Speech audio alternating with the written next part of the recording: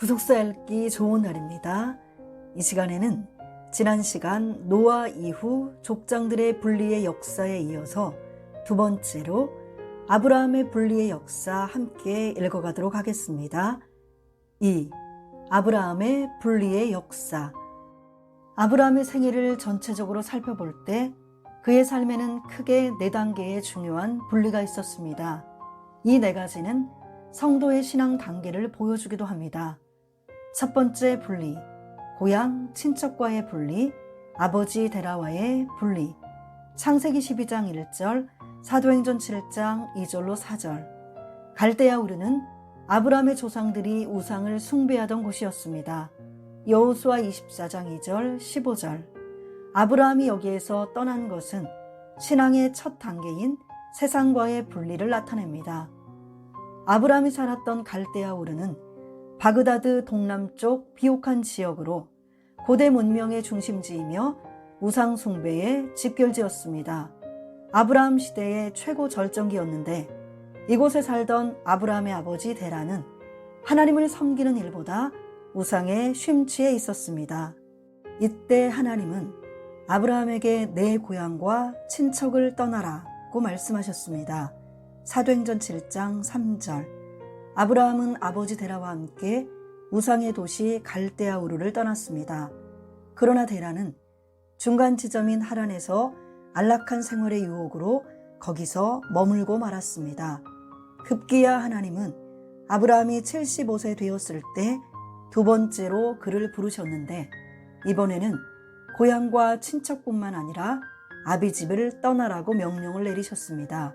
창세기 12장 1절. 아주 직접적이고 단호한 명령이었습니다. 이러한 명령이 나온 것은 아브라함이 갈대아 우르에서 하나님의 부르심에 온전히 순종하지 못한 결과였습니다. 그래서 창세기 12장 4절부터 5절에서 아브라함은 아비집과 완전히 결별하라는 그 말씀을 순종한 후에 마침내 가나안 땅에 들어갔더라 라고 기록하고 있습니다.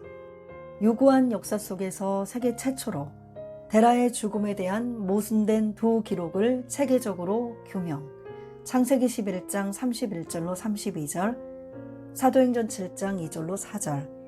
당신은 가부장적 사회였기 때문에 아버지의 뜻을 거부하고 떠난다는 것은 쉬운 일이 아니었습니다. 하란을 떠날 때 아브라함은 75세였으며 이때 데라는 145세로 생존해 있었습니다. 창세기 12장 4절, 11장 26절.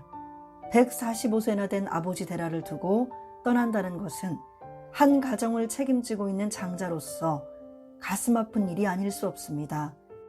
그래서 사도행전 7장 4절에서 아비 데라가 죽은 후에야 하란을 떠났다는 말씀은 아브라함이 하나님의 말씀만을 쫓아가고자 했던 신앙의 결단이 얼마나 컸는가를 보여줍니다. 사도행전 7장 4절에 사용된 죽음이라는 단어는 헬라어로 아포드네스코로서 여기서는 이 단어가 상징적인 의미로 사용되었음을 알 수 있습니다. 고린도전서 15장 31절. 이것은 그의 마음에서 데라에 대한 정이 그림자도 보이지 않을 만큼 완전히 분리되었음을 의미합니다. 누가복음 14장 26절. 아브라함은 75세에 부친에 대한 정을 끊고 하란을 떠나고 그로부터 60년 후에 데라는 205세로 하란에서 죽었습니다. 창세기 11장 32절. 아브라함은 이러한 분리의 모든 아픔을 이기고 오직 믿음으로 말씀을 쫓아갔던 것입니다. 창세기 12장 4절. 두 번째 분리, 롯과의 분리. 창세기 13장. 창세기 13장 10절로 11절의 말씀을 통해 볼 때 롯은 세상의 욕심을 가진 사람이었음을 알 수 있습니다. 하나님은 이러한 롯과 아브라함을 분리시켰습니다. 이는 세상으로부터 분리되어 나왔음에도 불구하고 여전히 세속적이고 우유부단한 상태와의 분리를 의미합니다. 창세기 13장 11절로 12절. 그러므로 롯이 요단 온들을 택하고 동으로 옮기니 그들이 서로 떠난지라. 아브라함은 가나안 땅에 거하였고 롯은 평지 성읍들에 머무르며 그 장막을 옮겨 소돔까지 이르렀더라. 롯은 아브라함과 헤어질 때 요단 온 들을 택하였습니다. 그 이유는 롯이 요단들을 볼 때 소알까지 온 땅에 물이 넉넉하고 여호와의 동산처럼 좋게 보였기 때문입니다. 이것은 롯이 세속적이고 물질적인 욕심으로 가득했음을 나타냅니다. 창세기 13장 10절. 이에 롯이 눈을 들어 요단들을 바라본즉 소알까지 온 땅에 물이 넉넉하니 여호와께서 소돔과 고모라를 멸하시기 전이었는 고로 여호와의 동산 같고 애굽 땅과 같았더라. 아브라함에게 조카 롯은 갈대아 우르를 떠나 낯선 이방 가나안 땅으로 이주하여 정착하기까지 가장 힘들고 어려운 시기에 줄곧 함께 해온 유일한 피부치였습니다. 늘 곁에서 의지가 되었던 조카 롯과 헤어져야 했을 때 아브라함의 가슴은 찢어지는 아픔이었을 것입니다. 이러한 아픔이 있을지라도 그 아픔을 이기고 분리한 자만이 주님의 참 제자가 될 수 있는 것입니다. 주님은 누가복음 14장 26절에서 무릇 내게 오는 자가 자기 부모와 처자와 형제와 자매와 및 자기 목숨까지 미워하지 아니하면 능히 나의 제자가 되지 못하고 라고 말씀하셨고, 누가복음 14장 33절에서도 이와 같이 너희 중에 누구든지 자기의 모든 소유를 버리지 아니하면 능히 내 제자가 되지 못하리라 라고 말씀하셨습니다. 오늘도 우리는 나와 함께 있는 세속적이고 물질적인 것들과 분리함으로 주님의 참 제자가 될 수 있는 것입니다. 세 번째 분리, 이스마엘과의 분리. 창세기 21장. 마침내 약속의 후사였던 이삭이 태어나자 아브라함은 자신의 인간적 수단과 잔꾀의 결과로 태어난 첩의 소생 이스마엘을 하나님의 지시를 따라 축출하게 됩니다. 창세기 21장 10절로 14절. 이것은 하나님의 크신 뜻 앞에 자신의 계획과 능력의 포기, 즉 자기 부정의 단계를 말합니다. 갈라디아서 4장 30절. 계집종과 그 아들을 내어 쫓으라. 계집종의 아들이 자유하는 여자의 아들로 더불어 유업을 얻지 못하리라 하였느니라. 아브라함은 창세기 17장 18절에서 이스마엘이나 하나님 앞에 살기를 원하나이다 라고 고백했습니다. 또한 창세기 21장 11절에서는 그 아들을 위하여 그 일이 깊이 근심이 되었으니 라고 하였습니다. 이것은 아브라함이 약 17년간 그의 첫 소생이었던 이스마엘을 붙들고 얼마나 큰 사랑을 쏟았는지를 보여줍니다. 그러나 아브라함은 마침내 그렇게 사랑을 쏟았던 이스마엘, 어느새 대략 17세로 부쩍 성장한 이스마엘을 첩 하갈과 함께 내보내라는 명령을 받고 단호히 순종하게 되었습니다. 이스마엘과의 분리는 아브라함의 생애에서 한 인간으로서 겪는 가장 큰 아픔, 생사를 도려내는 아픔이었을 것입니다. 오늘 우리도 우리에게 있는 이스마엘과 같은 것들을 내어 쫓아야 합니다. 하나님의 뜻과 상관이 없지만 내가 너무도 사랑하여 도저히 놓을 수 없는 것들을 부정해야 합니다. 그럴 때 이삭과 같은 하나님의 기업을 소유할 수 있는 참 자격자가 되는 것입니다. 갈라디아서 4장 28절로 31절. 네 번째 분리, 이삭과의 분리. 창세기 22장. 하나님은 이스마엘을 내어 쫓으라고 하신 다음에 이삭을 번제로 바치라고 명령하셨습니다. 아브라함은 그 명령에 따라 독자 이삭을 하나님께 번제로 드리기에 이릅니다. 창세기 22장 1절로 12절. 물론 이삭을 살려주셨지만 이 사건은 자신에게 있어서 가장 소중하게 애착하는 것, 최상의 것을 하나님께 아낌없이 바치는 분리입니다. 창세기 22장 16절로 17절. 죽음과 맞바꾸는 분리요, 자기 전 존재의 밑둥을 송두리째 뒤흔드는 분리입니다. 아브라함이 애착을 가졌던 육체를 따라 낳은 이스마엘뿐 아니라 약속의 자식인 이삭에 대한 애착까지도 끊어야 된다는 것입니다. 이삭은 당시에 아브라함이 가지고 있었던 마지막 애착이었습니다. 아브라함은 도저히 이해할 수 없는 하나님의 시험을 오직 하나님 한 분에 대한 절대 신뢰로 극복해냈습니다.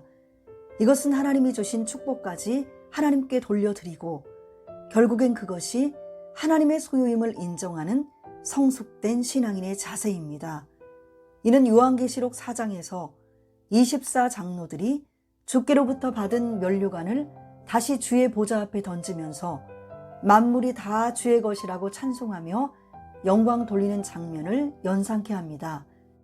요한계시록 4장 10절로 11절 24장로들이 보좌에 앉으신 이 앞에 엎드려 세세토록 사시는 이에게 경배하고 자기의 면류관을 보좌 앞에 던지며 가로되 우리 주 하나님이여 영광과 존귀와 능력을 받으시는 것이 합당하오니 주께서 만물을 지으신지라 만물이 주의 뜻대로 있었고 또 지으심을 받았나이다 하더라. 성도의 신앙 여정도 이와 같은 것입니다. 분리를 통해 신앙을 성숙시켜가는 것입니다. 이사야 52장 11절 죄악된 옛생활, 옛습관, 옛 모습과의 분리가 아니면 명령하신 새로운 사명지로 결코 나아갈 수 없습니다. 만일 하나님이 분리하여 버릴 것을 요구할 때 철저히 버리지 못한다면 훗날 그 대상이 나에게 가시와 올무가 될 수밖에 없는 것입니다. 여호수아 23장 13절, 사사기 2장 3절. 아브라함은 하나님이 정든 고향 땅 갈대아 우르를 떠나라고 명령하시고 다시 아버지와 함께 이주하여 잠시 풍요를 누리던 하란을 떠나라고 명령하셨을 때 최종 정착지가 어디인지도 모른 채 복종하여 순례자의 길을 떠났습니다. 창세기 12장 1절, 히브리서 11장 8절. 아브라함에게 있어서 이 길은 당시 사회적 분위기로만 보아도 기득권의 상실이요, 안식처의 상실이요, 고독한 나그네 길이었습니다. 이것은 비상한 결단과 용기를 가지고 분리의 삶을 살지 않았다면 불가능한 여행길이었습니다. 아브라함은 혈육인 아비 데라, 조카 롯, 첩의 아들 이스마엘, 본처의 아들 이삭과 분리의 아픔을 모두 믿음으로 감내하고 승리함으로 마침내 하나님만을 경외하는 신앙으로 정상에 우뚝 서게 되었습니다. 창세기 22장 12절 내가 내 아들 내 독자라도 내게 아끼지 아니하였으니 내가 이제야 내가 하나님을 경외하는 줄을 아노라. 하나님은 분리의 명령에 순종하는 자를 하나님을 경외하는 자로 인정해 주시고 그러한 자를 통하여 구속사를 이루어 가십니다. 오늘날 믿음의 사람들도 아브라함이 걸어간 믿음의 발자취를 좇아 신령한 히브리인 유브라데 강을 건너는 자가 되어야 합니다. 그 길은 어떤 이들의 눈에는 무모해 보이고 정처 없이 떠도는 초라한 나그네처럼 보일 수 있으나 말씀대로 순종하기 위해 걷는 거룩하고 영예로운 길입니다. 거룩한 분리를 위하여 우리는 어떻게 해야 합니까? 먼저 우리는 세상 바벨론에서 나와 그 죄에 참여하지 말아야 합니다. 계시록 18장 4절. 다음으로 우리는 세상과 구별된 삶을 살아야 합니다. 고린도후서 6장 14절로 7장 1절에서는 거룩한 분리의 원리를 가르쳐주고 있습니다. 성도는 세상 속에서 살되 세상과 타협하지 말고 철저히 구별된 삶을 살아 하나님의 자녀다운 거룩함을 유지해야 합니다. 레위기 11장 44절로 45절, 베드로전서 1장 15절로 16절. 또한 우리는 하나님의 말씀에서 벗어난 세속적이고 자유주의적인 여러 가지 세상 학문이나 신학을 거절해야 합니다. 이들과의 타협은 결국 순수한 복음에서 이탈하게 만드는 것이기 때문입니다. 분리의 거룩한 길을 걷는 자에게는 어떤 축복이 있습니까? 하나님은 분리의 거룩한 길을 걸은 아브라함에게 큰 복을 허락하셨습니다. 창세기 22장 17절. 이 큰 복을 영어 성경에서는 incredible blessing이라고 번역하고 있습니다. 이것은 인간의 머리로서는 도저히 상상할 수 없으며 인간의 이해 영역으로는 도달할 수 없는 엄청난 복을 말합니다. 이 큰 복은 아브라함의 후손으로 예수 그리스도가 오심으로 성취되었습니다. 마태복음 1장 1절. 전능하시고 온 우주와 만물의 주인이신 하나님이 아브라함의 후손으로 이 땅에 오시다니 이 얼마나 놀라운 축복입니까? 오늘도 아브라함처럼 불리의 아픔을 딛고 오직 말씀만 쫓아 순종하는 자들에게 아브라함과 동일한 큰 복의 축복이 임할 것입니다.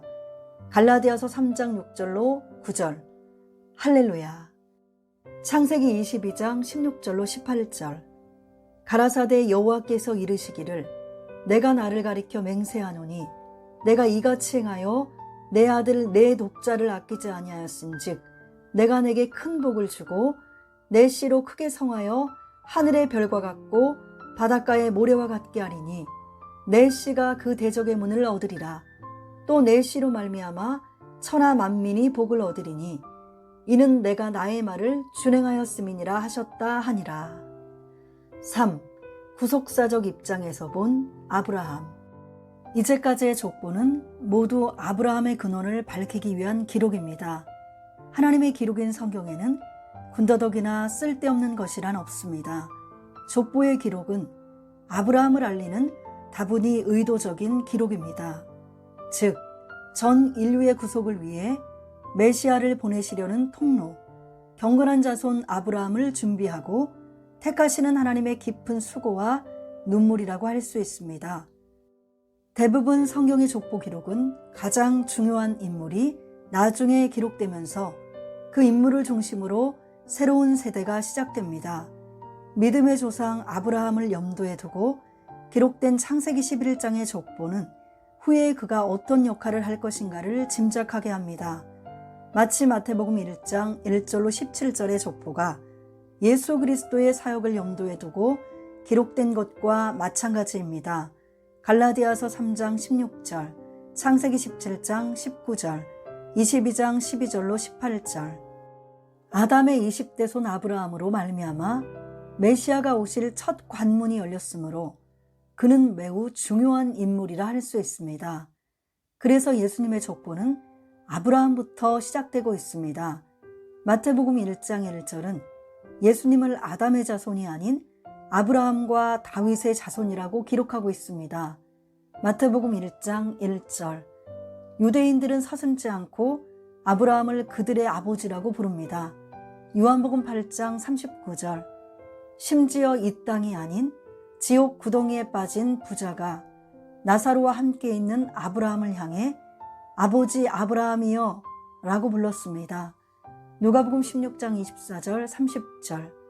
신령한 세계 만국 백성이 아브라함부터 시작된 것입니다. 또한 믿음으로 말미암은 자들은 아브라함과 함께 동일한 축복을 받는다고 말씀함으로써 아브라함은 신약에서도 그 중요성이 그대로 이어지고 있습니다. 갈라디아서 3장 6절로 9절. 1. 아브라함이 나기까지 증폭되는 죄악의 역사. 창조로부터 시작된 하나님의 역사는 수많은 죄악의 큰 사건과 함께 아브라함의 시대까지 이르렀습니다. 아담 이후 인류는 선악과 사건, 창세기 3장, 가인의 살인사건, 창세기 4장, 람에게 노래, 창세기 4장, 하나님의 아들들과 사람의 딸들의 결혼, 창세기 6장, 홍수 심판, 창세기 7장부터 9장, 바벨탑의 건설과 같은 사건을 거치면서 점점 더 끊임없이 죄가 증폭되고 하나님으로부터 점점 멀어져 갔습니다. 창세기 11장. 이것은 타락 이후 죄악이 한 개인으로 시작하여 집단, 민족 단위로 점점 몸집이 불어나고 있는 모습입니다. 홍수 이후에 죄가 처음 드러난 것은 함을 통해서였지만 그 죄가 세력을 더하여 전 인류로 확산되자 바벨탑 사건이 터지고 말았습니다. 그들의 세력은 너무도 막강합니다. 홍수 심판 전에는 하나님의 아들들을 자기 세력으로 만들었고 바벨탑 심판 직전에는 하나님이 거처하시는 하늘을 침범하기 위하여 강력한 공동체를 형성하여 높은 성과대를 쌓는 반역 행위를 시도하였습니다. 그들은 인간에게 주신 구원의 밧줄을 끊고 스스로 잔꾀를 부렸던 것입니다. 역사적으로 볼 때 바벨탑 반역 사건은 대홍수가 있은 지 100년이 조금 넘은 후에 일어난 사건이었습니다. 어느새 죄가 독보서처럼 급속히 번져 온 세상을 뒤덮어 버렸습니다. 바벨탑을 쌓을 당시는 끔찍했던 대홍수 심판 중에 방주로 말미암아 구원받은 노아와 그 아들 셈이 살아있었을 때입니다. 온 세상이 죄악으로 관영할 때 급기야 대홍수로 심판받은 사실을 안 노아는 바벨탑을 쌓은 인간들의 악한 행실을 보고 그 의로운 마음이 얼마나 상하고 또 얼마나 무거웠겠습니까? 노아가 홍수 후에 살았던 350년의 삶은 홍수 심판 전과 동일하게 이 땅을 보존시키신 하나님의 구속 경륜의 뜻을 만방에 전하고 또 후대의 자손들에게 가르치는 일에 전심전력을 다했을 것입니다. 2. 죄악의 역사 속에 나타난 신앙 보존의 뼈대. 하나님은 아담의 타락 이후 창세기 11장까지 점점 농후해지는 죄악의 역사 속에서도 인류 구속사가 중단되는 일이 없도록 신앙 보존의 뼈대, 즉 구루터기를 남기셨습니다. 이사야 6장 13절, 베드로후서 2장 5절. 선악과를 따먹은 아담과 하와를 에덴에서 추방하시면서 가죽옷을 입히셨고 동생 아벨을 살해한 가인에게 땅을 유리하라는 저주를 내리시면서 동시에 살인자 보호의 징표를 주셨습니다. 창세기 3장 21절, 창세기 4장 15절. 대홍수 심판 이후에는 노아의 가족을 보존시키고 무지개 언약을 주심으로 축복과 번영의 메시지를 다시 선포하셨습니다. 창세기 8장 17절, 9장 1절, 7절. 이처럼 하나님은 지속적으로 심판을 행하시는 동시에 구속사의 밝은 전망을 보여주면서 언제나 인류를 향한 하나님의 구원 의지를 더욱 뚜렷하게 밝히셨습니다. 심판과 형벌 속에 하나님의 은혜와 사랑의 불빛은 더욱 아름답게 빛나고 있었던 것입니다. 죄가 많은 곳에 임하신 하나님의 은혜는 더욱 컸습니다. 로마서 5장 20절. 하나님의 은혜가 아니면 신앙 보존의 뼈대는 조금도 남겨지지 않았을 것입니다. 3. 아브라함을 통한 새로운 구원의 시작. 바벨탑 심판을 끝으로 창세기 12장부터 전개되는 구속사는 이제까지와는 다른 획기적인 전환점을 맞게 됩니다. 전 인류를 상대로 역사하신 하나님이 이제 보잘것없는 갈대아 우르의 우상 숭배자 데라의 아들 아브라함 한 사람을 선택함으로 새로운 구속사를 시작하신 것입니다. 이로 말미암아 창세기 12장에서 구속사의 시야가 표면적으로는 갑자기 좁아진 것처럼 보입니다. 그러나 아브라함 한 사람의 선택은 창세기 3장 15절에 약속하신 여자의 후손이 오실 첫 관문을 여는 구속사적으로 매우 중대한 사건이었습니다. 이후로 지상의 모든 민족들을 구원하려는 하나님의 구속사는 셈의 족보가 집중하고 있는 한 사람 아브라함을 통해 이루어지게 됩니다. 처음 아브라함을 부르실 때 말씀하신 것처럼 그는 한 사람이었지만 결국 세계 모든 민족의 구원의 시발점이 되었습니다. 창세기 12장 3절. 땅의 모든 족속이 너를 인하여 복을 얻을 것이니라 하신지라. 에스겔 33장 24절. 아브라함은 오직 한 사람이라도 이 땅을 기업으로 얻었나니 우리가 중다한즉 더욱 이 땅으로 우리에게 기업으로 주신 것이 되느니라 하는도다. 히브리서 11장 12절.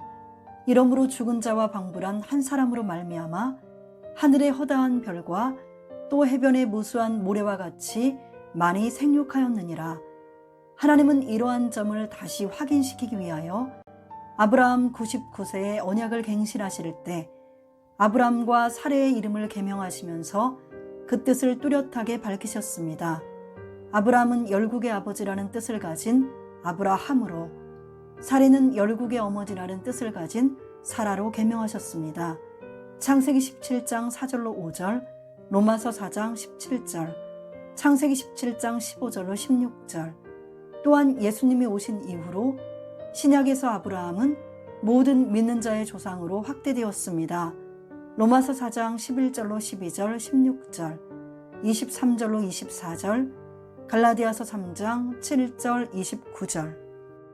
이스라엘이 자신들의 실제 역사를 통해 만난 하나님은 유대인만의 하나님이 아닙니다. 앞서 창세기 1장부터 11장까지 살펴보았듯이 세계와 인류를 창조하고 섭리하고 보존하셨던 전 우주적인 하나님이십니다. 또한 아브라함과의 언약 이후 그의 후손들의 역사는 그들만의 역사가 아닙니다. 그 속에는 이미 타락 이후부터 꾸준히 전개되어 온 구속사의 연장선 위에서 하나님이 아브라함과 맺은 언약을 성취해 나가시고 마침내 전 인류의 구원을 이루시려는 계획이 담겨 있는 것입니다. 그렇다면 창세기 1장부터 11장의 역사는 바로 이 사실을 알리고 아브라함을 부르시기 위한 길고 긴 전주곡이요 서론에 불과하며 구속사의 실제는 창세기 12장에 아브라함과 더불어 시작됩니다. 창세기 11장의 셈의 족보는 전 세계의 구원을 위한 아브라함의 등장을 알리는 구속사의 여명이었던 것입니다. 이제 하나님은 아브라함을 통해 천하 만민을 구원하시려는 계획의 첫 테이프를 끊으셨습니다. 창세기 18장 18절, 22장 18절. 바벨탑 사건 이후 참으로 절망적인 상황에서 구원의 서광이 비추이고 있는 희망의 장면, 그 중심에 아브라함이 우뚝 서 있는 것입니다. 아브라함을 택하시고 다시 시작된 구속사의 행진은 아브라함의 자손으로 오실 메시아를 통해 성취하게 됩니다. 결국 아브라함에게 하신 너의 씨로 말미암아 천하 만민을 구원하시겠다는 말씀은 아브라함 개인에게 해당되는 말씀이 아니라 아브라함의 자손으로 오실 메시아를 통해 이루어질 약속이었던 것입니다. 창세기 22장 18절. 이렇게 창세기 11장의 족보는 인간의 끝없는 불신과 거역에도 불구하고 여자의 후손을 통해서 인류를 구원하시겠다는 약속을 기억하시고 구원을 이루시는 하나님의 미쁘심과 신실하심을 증거합니다. 로마서 3장 3절, 고린도후서 1장 18절, 데살로니가전서 5장 24절, 디모데후서 2장 13절, 히브리서 10장 23절. 주님의 재림이 이루어질 때까지 경건한 자손들의 족보는 계속될 것입니다. 우리는 하나님이 마지막 때까지 이루시고자 하는 구속사적 경륜을 올바로 깨닫는 성도로서 하나님이 찾는 경건한 자손들이 되어야 할 것입니다. 이제 우리가 대망할 분은 오직 한 분, 나를 위해 십자가에 달려 죽으셨다가 부활하신 주 예수 그리스도입니다. 예수 그리스도가 영광스러운 모습으로 재림하시는 날, 아브라함을 부르심으로 구체적으로 시작된 하나님의 구속사는 거대한 구속 역사의 종지부를 찍고 마침내 최종 완성을 반드시 보고야만 할 것입니다. 그때는 지금까지 하나님께 도전하고 하나님의 구원 역사를 해방했던 마귀도 불과 유황못에 던져질 것입니다. 계시록 20장 10절. 오늘도 이러한 최후 승리의 한날을 소망 가운데 바라보며 천성을 향해 힘차게 달려가시기를 바랍니다. 결론. 하나님의 구속사는 세상 역사와 분리된 별도의 역사가 아니라 역사라는 거대한 톱니바퀴 속에서 같이 맞물려 돌아가고 있습니다. 이미 영원전부터 시작된 구속사는 하나님의 기쁘신 뜻 안에서 이 세상 가운데 전개되는 절대 주권적인 역사입니다. 그러므로 이 세상의 역사는 하나님의 구속 역사의 목적을 완수하는 수단으로서 그 의의가 있는 것입니다.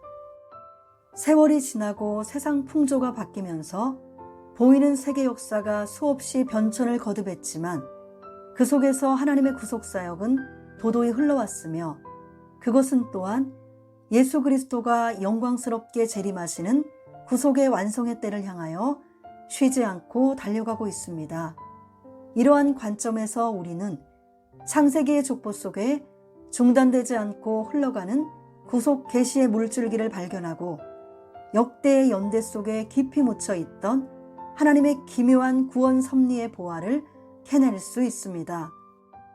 족보 속에 하나님의 구속사적 경륜이 감추어져 있었던 것처럼 성경의 구속구석에 하나님의 놀라운 구속사적 경륜이 감추어져 있습니다. 요한복음 5장 39절, 45절로 47절, 누가복음 24장 25절로 27절, 44절. 그리고 하나님의 구속사는 성경에 기록된 말씀대로 반드시 이루어질 것입니다. 마태복음 5장 18절, 24장 35절, 누가복음 21장 33절, 이사야 55장 10절로 11절. 말씀은 하나님의 구속사의 시작이요, 계획이요, 설계도요. 더 나아가 그것을 성취시키는 강력한 원동력이요, 마침입니다. 계시록 1장 17절, 22장 13절. 하나님은 말씀으로 온 우주 만물을 창조하셨습니다. 요한복음 1장 3절, 10절, 시편 33편 6절, 9절. 그리고 그것을 붙드시고 진행하시는 것도 하나님의 말씀입니다. 로마서 11장 36절, 히브리서 1장 3절. 세상 마지막 때 타락한 세상을 심판하는 것도 하나님의 말씀입니다. 베드로후서 3장 7절. 그러므로 이제 하나님은 종말이 가까이 올수록 온 세상에 하나님의 말씀이 가득하게 하실 것입니다. 이사야 11장 9절, 하박국 2장 14절. 이러한 놀라운 비전이 성경 여러 곳에서 예언되어 있습니다. 에스겔 47장에서는 예수 그리스도로 말미암아 나타날 구원의 복음 운동을 성전에서 흘러나오는 생명수에 비유하였습니다.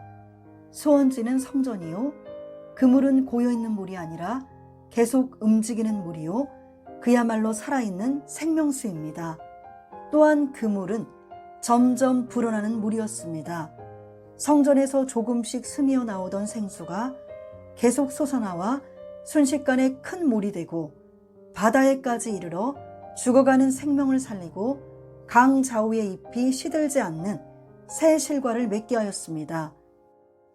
이 물이 닿는 곳마다 바닷물이 소성함을 얻고 고기가 심이 많아지며 각처의 모든 것이 번성하고 살아났습니다. 8절로 9절. 그 강가에 어부들이 왕래하고 고기가 각기 종류를 따라 큰 바다의 고기같이 심이 많아졌습니다. 10절. 강 좌우가에는 각종 실과나무가 자라서 그 잎이 시들지 않고 달마다 새 실과를 맺고 그 잎사귀는 약재료가 되었습니다. 12절. 다시 한번 그렇게 되는 원동력을 그물이 성소로 말미암아 나옴이라 라고 강조하였습니다. 12절. 이것은 마지막 때 예수 그리스도의 몸된 교회를 통하여 말씀의 생명수가 흘러나와서 온 우주와 열방을 살릴 것을 예언한 말씀입니다. 요한복음 4장 13절로 14절, 6장 63절, 계시록 22장 1절로 2절. 지금도 예수 그리스도의 십자가가 세워졌던 지구의 중심 골고다에서는 신령한 생명수가 한없이 솟구쳐서 전 우주까지 흘러들어가 살리는 역사를 계속하고 있습니다. 오늘날 십자가 피의 복음, 생명의 복음이 지속적으로 선포되는 세계 도처의 제단은 신령한 골고다입니다. 거기에서는 여전히 생명수가 깊은 죄악의 땅을 뚫고 솟구쳐서 멈추지 않고 계속 흐르며 자꾸만 불어나서 부흥하고 있습니다. 전 인류의 죄를 대속하신 골고다에서 흘리신 보혈의 피, 그 십자가의 말씀이 살아있는 교회에서는 생명수로 말미암아 살리는 역사가 일어나고 있습니다. 고린도전서 1장 18절. 이 생명수를 마시는 자는 그 심령이 물된 동산과 같습니다. 예레미야 31장 12절, 이사야 58장 11절. 물된 동산이라 함은 하나님이 땅속 깊은 곳에 있는 물줄기의 방향을 계속 그 동산 쪽으로 잡아주신다는 말씀입니다. 물된 동산, 그곳은 늘 생명수가 끊어지지 않는 동산입니다. 푸른 초장이 끝없습니다. 거기에 다시는 근심이 없으며 항상 싱싱합니다. 예레미야 31장 12절. 우리의 영혼을 만족해 하며 우리의 뼈를 견고케 함으로 육신의 건강까지도 책임져 주십니다. 이사야 58장 11절. 오직 평강과 기쁨이 한량없이 흘러넘칩니다. 이사야 66장 12절. 스가랴 선지자도 예루살렘에서 솟아나는 생명수가 끊어지지 않고 동해와 서해로 흘러가는 계시를 받았습니다. 스가랴 14장 8절, 이사야 2장 2절로 4절, 미가 4장 1절로 2절. 요엘 선지자도 여호와의 전에서 샘이 흘러나와서 시딤 골짜기에 될 것이라고 예언하였습니다. 요엘 3장 18절. 시딤 골짜기는 생명이 도저히 살 수 없는 메마른 땅을 말합니다. 이러한 가뭄과 기근의 땅에 생명수가 차고 넘치므로 포도가 있고 풀이 우거져 양떼들이 젖을 내는 풍요가 펼쳐집니다. 요엘의 3장 18절. 한때의 성전에는 여호와께 드릴 제물이 없어서 제사장들이 통곡하였는데 이제 그 갈증을 풀고 인간의 생명을 구원하는 생명수가 흘러나오는 원천이 되는 것입니다. 요엘 1장 9절, 13절. 참된 교회는 영원히 목마르지 않는 생명수의 말씀이 나오는 강단이 되어야 합니다. 생명수의 근원은 바로 예수 그리스도입니다. 계시록 21장 6절. 옛날 광야에 나온 이스라엘 백성은 반석에서 흘러나오는 생명수를 마셨습니다. 시편 105편 41절, 78편 16절. 모세가 친 반석에서 물이 솟구쳐 나왔습니다. 민수기 20장 11절을 현대인의 성경에서는 물이 분수처럼 솟구쳐 나와 백성과 그들의 짐승이 다 그 물을 마셨다라고 번역하고 있습니다. 반석에서 물이 나올 때 마치 폭포수처럼 콸콸 솟아올랐던 것입니다. 이렇게 나온 물이 강물을 이루었기에 광야에 있었던 수백만 명의 백성이 다 물을 마실 수 있었던 것입니다. 시편 105편 41절. 이 반석은 바로 예수 그리스도를 예표한 것입니다. 고린도전서 10장 4절에서 다 같은 신령한 음료를 마셨으니 이는 저희를 따르는 신령한 반석으로부터 마셨음에 그 반석은 곧 그리스도시라 라고 말씀하고 있습니다. 그렇습니다. 오직 예수 그리스도만이 생명수의 근원이십니다. 요한복음 7장 37절로 38절.